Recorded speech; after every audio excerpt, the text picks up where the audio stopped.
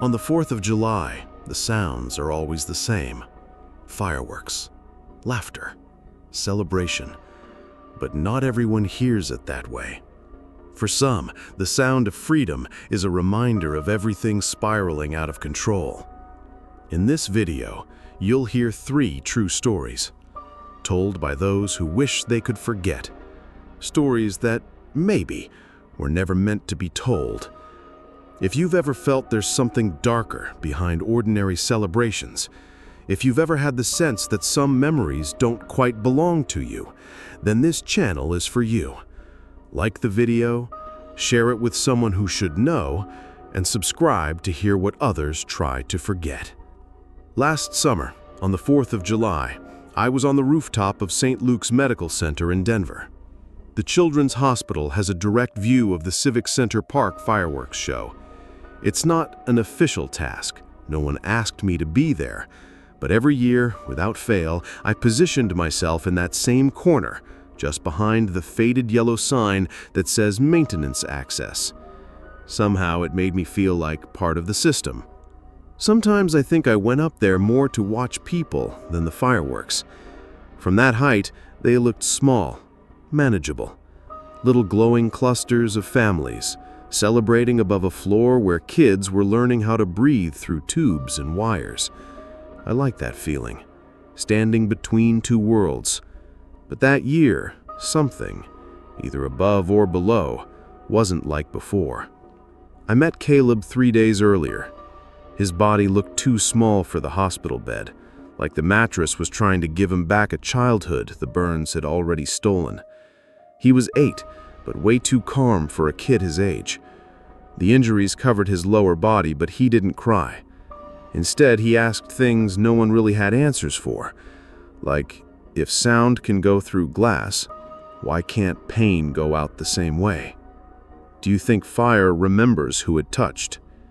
At first, I thought the meds were making him talk like that, but he was just different. On the morning of the 4th, he asked me if we'd be able to hear the fireworks from upstairs. I told him yes. Even with the windows shut, you could feel it in your chest like war drums. He gave this faint little smile and said, "Then I'll pretend they're for me." That's when I knew he didn't belong there. Not in that hospital, not in this world. He was too soft for the sharp edges of real life. And the world doesn't have patience for people who feel too much. Looking at him, I saw something most people miss. Someone who wasn't made to endure pain, but to be spared from it. And if no one else was going to understand that, maybe it was up to me to do what needed to be done. The first flash lit up the skyline at exactly 9:10 p.m., deep red, reflecting off the downtown buildings. But there was no sound, no boom, no echo. I blinked, thinking I missed it, but no. The crowd down below was reacting normally, pointing up, smiling, cheering with their hands but not their voices. It felt like watching a movie on mute. 30 seconds later came a second burst, green, bigger, louder in the sky. Still nothing. No low-end rumble. No hint of gunpowder in the air. Just light without noise, like a warning that forgot to finish its sentence. I thought I was losing it until I walked back inside.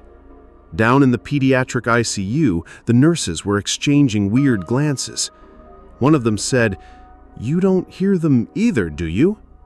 On the TV in the corner, the fireworks were playing live with full sound. It was only quiet up here, only on that floor. And I understood what that meant. The sound had stayed behind. Time had snagged, right here, right now, just long enough for someone to listen to what the rest of the world drowned out. At 9:17, the hallway clock froze. I remember looking at it just as the emergency lights flickered, but nothing shut down. No beeping monitors, no power loss, just stillness. Heavy, thick, the kind of silence you can feel in your jaw. Then, footsteps. Slow, dragged, but not on tile, on carpet, from a hallway that didn't exist. I walked back into Caleb's room. He was sitting up, feet dangling, not flinching. No pain in his expression, just gazing out at the silent show like it belonged to someone else. I leaned in to hear what he was whispering. He turned and said, "They're listening now." It went through me like a wire. I can't explain why, but I knew he was right. Somewhere, beyond all this, someone was finally listening.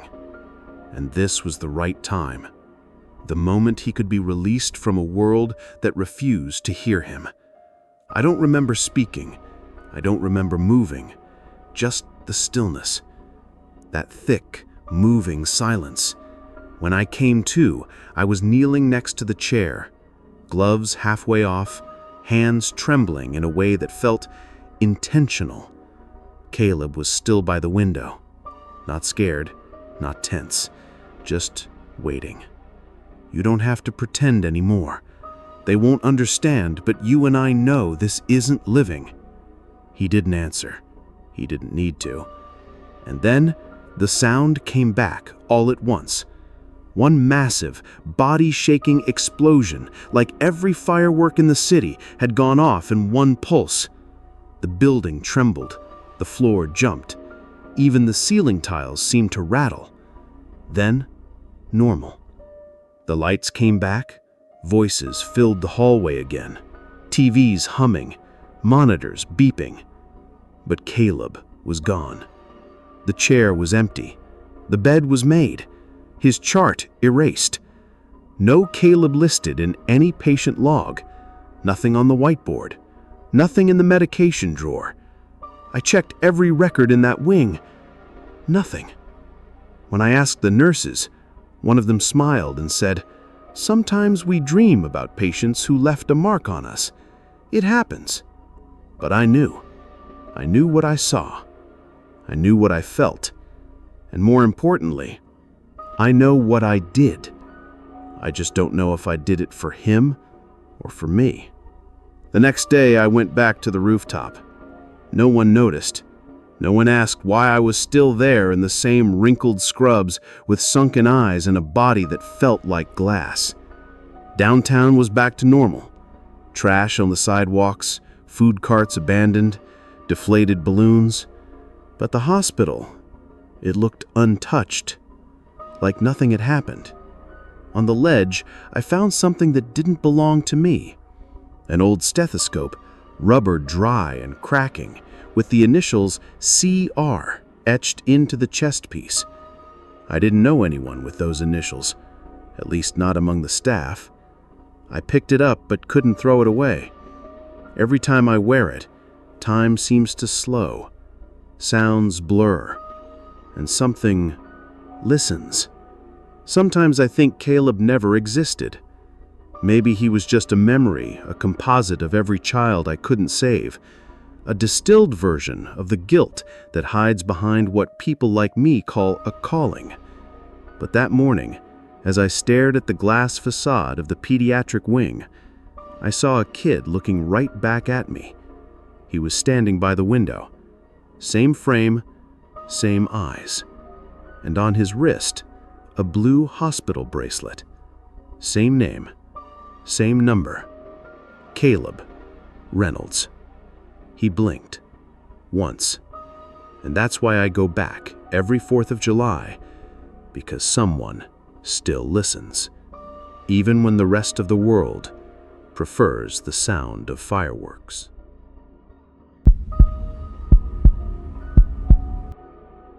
Some routes show up on your GPS only once, like they were designed for you, and only you. It was nearly 11 p.m. on July 3rd when I left the gym. The campus was silent, thick with that cheap disinfectant smell that lingers once the lights go off and the lockers are empty. We had wrapped up official practice at 8, but I asked Kendall to stay. I didn't push, just suggested. She agreed too quickly. Like always, said she wanted to sharpen her side shot, and I let her think it was her idea. The truth is, I wanted to see her mess up. Not out of malice, out of balance. Kendall was a freshman, scholarship kid, short, aggressive, with a kind of instinct you can't teach. People on the staff were already saying her name in meetings I wasn't even invited to, and that bothered me. Not because she was better than I'd been, but because her moment was coming, and mine had gotten stuck somewhere between a torn ACL my sophomore year and the promotion I never got. The gym got too hot after 10. Windows fogged up from the inside, and the emergency lights cast warped shadows across the polished floor. Kendall trained in silence, a compliant, loyal silence. I adjusted her footwork, her rhythm, and she nodded each time. No complaints, no mistakes, until she made one. The movement was off from the start. Her ankle rolled hard, and the sound that followed was dry, like wood splitting. She hit the floor fast, swallowing the pain. I got closer. Her foot was already swelling, the skin darkening around the joint. She looked at me like she expected something. Maybe comfort, maybe authority. I said, "Try to stay calm, breathe." And I walked off to get ice. I didn't call for help, didn't alert the trainer, didn't notify the head coach. I waited 30 minutes for her to say she wanted to leave, and when she finally did, I let her. Driving at night through college towns has always made me feel in control. The streets are wide, the lights flip for you, and even the engine sounds smoother. But that night, things felt off. The street lamps flickered. The GPS froze at every turn like it was hesitating with me. After exit 14, it recalculated on its own. The new route popped up in faded gray lettering, almost like it had been scribbled in. Detour 173. Estimated time, 23 minutes. I'd never seen that road before, and I know this area well, but I turned anyway. The road was narrow, patchy, with no shoulder. The trees didn't feel local. They were too tall, too vertical, like the ribs of some forgotten structure. No signal, no signs, just a white number painted on the pavement every few hundred yards. 173B. 3 times in under 10 minutes. The first time made me curious. The second made me laugh. The third made me turn the radio off, because out there, silence carried weight. At first, I thought I'd looped. Same scratch in the asphalt, same branch in the road. But my dashboard clock still read 11:41 p.m.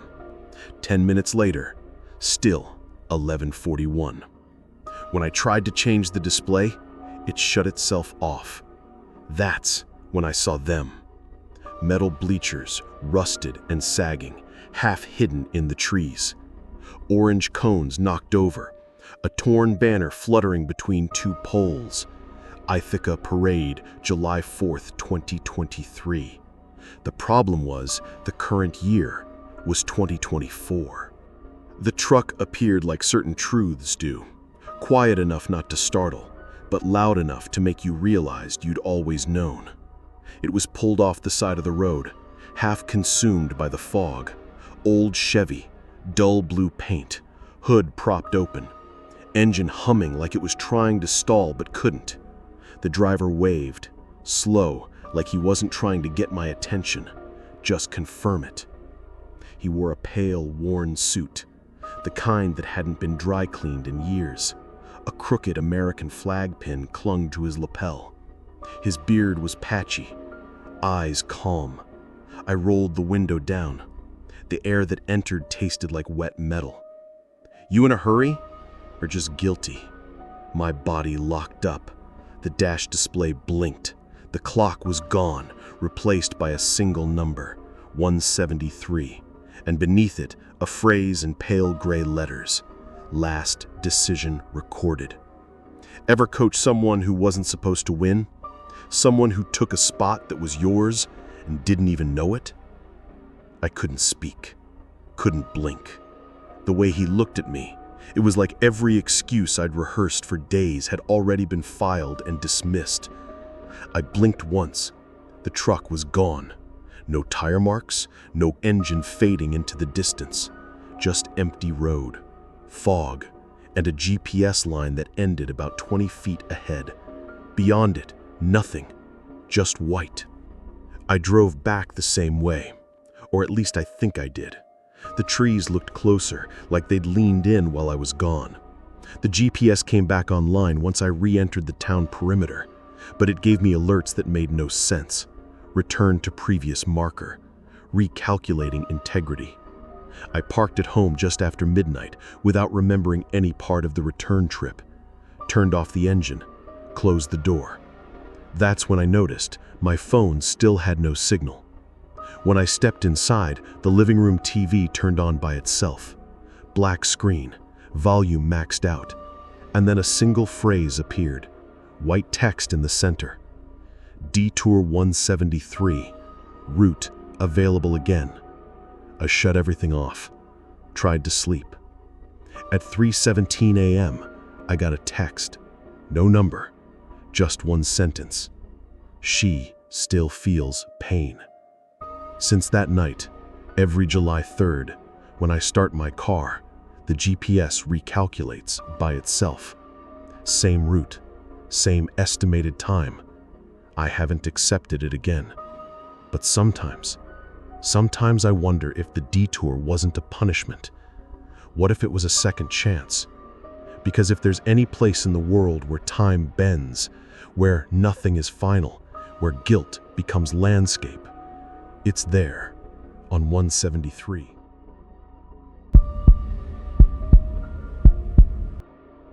He still walked the same way, leaning slightly forward like he was always about to confess something.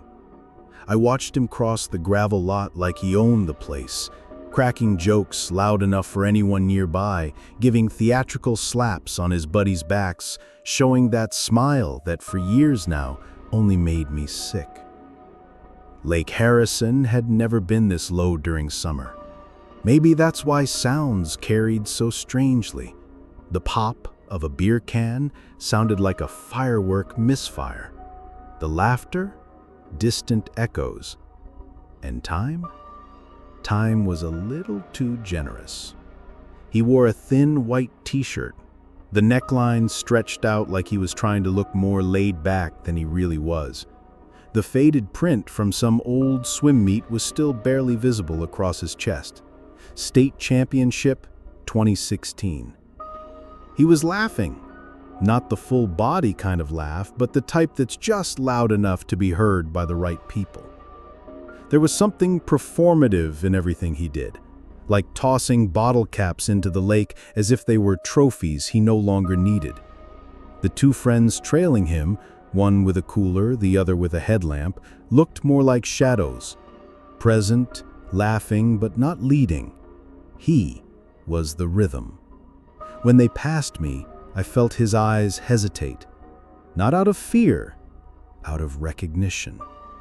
It lasted less than a second, a flicker of memory, and I knew. He remembered. Maybe not my face, but something. One of the friends waved casually, the kind of gesture you give a stranger who looks harmless. I returned the wave with the same neutral tone, the kind that doesn't say hi, but I saw you, and you saw me. The deck boards creaked beneath their feet like an old warning that no one ever takes seriously. The lights across the water began shutting off one by one, until only the moon's dim reflection shimmered on the surface. A low fog rolled in from the tree line, curling upward like the lake itself was trying to obscure the view.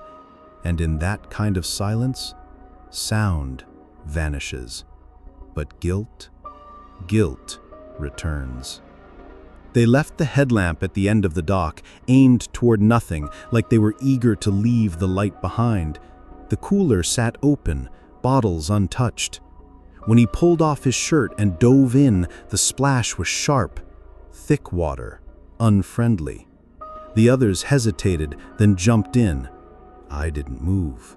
I stood with my arms crossed, watching the ripples expand, then dissolve, like the lake was happily devouring evidence. I swam better than all of them. I still remembered the lifeguard drills, the emergency signs, the flailing patterns of a drowning body. But I wasn't looking for that. I was waiting for the part where he'd separate from the group. It always happens. The leader drifts off, wants to show off, scare someone, play ghost, and sure enough, he did. He dove deeper, left his friends mid-conversation, and then silence. I walked slowly to the edge of the dock. The boards were cold beneath my feet. The lake mist thickened into a greenish hue like it was glowing from underneath. Time felt warped out there, thicker, heavier. When he surfaced, he was smiling like he just won some invisible game. He scanned the area and saw me. Only the two of us awake inside that fog dimension. I didn't speak, just raised my arm and showed the stopwatch on my phone. 13 seconds.